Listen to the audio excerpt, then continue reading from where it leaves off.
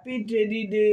আজকে টেডি, সেই জন্য এখানটায় আমি টেডি পাইনি, আমি টেডির বিকল্প হিসাবে পুতুল নিয়ে এসছি। এটাকেই happy doll day.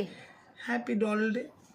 My goodness, তুই যে কি করিস, সবে লাইভ সেরে উঠলাম, তুই মানে এমন সব কাণ্ড কারখানা তুই ওরে ভগবান, কি ছেলে, হায় রে রাম, তোমরাই বলো এই ছেলেকে নিয়ে আমি কি করি।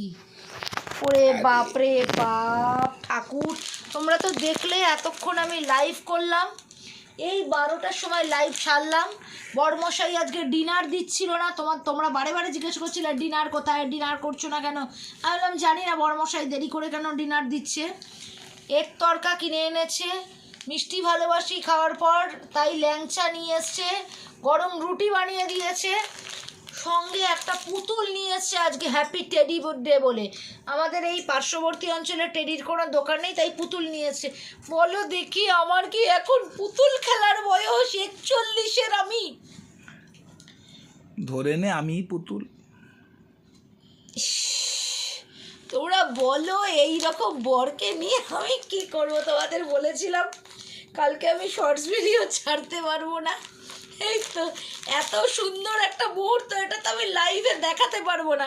বুঝতে পেরেছো বড়মশাইয়ের সঙ্গে আমার সম্পর্কটা কোথায় আটকে? দুপুরবেলায় আমি নাকি ঘুমোচ্ছিলাম। তুই কখন করেছিস ঘটনাটা? বল বল বল বল বল। তখন বাজে ওই খেয়ে দিয়ে উঠেই বেরিয়ে গেছে 2:30 3টে।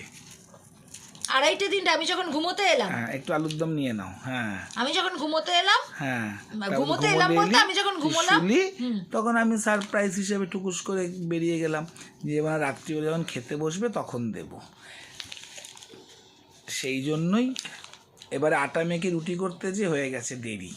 হাত তো কাঁচা না, নববধূ না, পুরনো বধূ হলে এই দেবজানি বলেছে আরশি যখন সংসারী বাদ দিয়ে বর যখন সংসারী একটা চ্যানেল ওপেন করে বৌদি, মুম্বাই থেকে দেবজানি আমায় দেখে এভরিডে। আজকে জানিস ওরা আমাকে দিয়ে লাভ স্টোরি বলিয়েছে আমাদের। এত পাজি, ভালোবাসার সপ্তাহে এই স্টোরি বলেছে।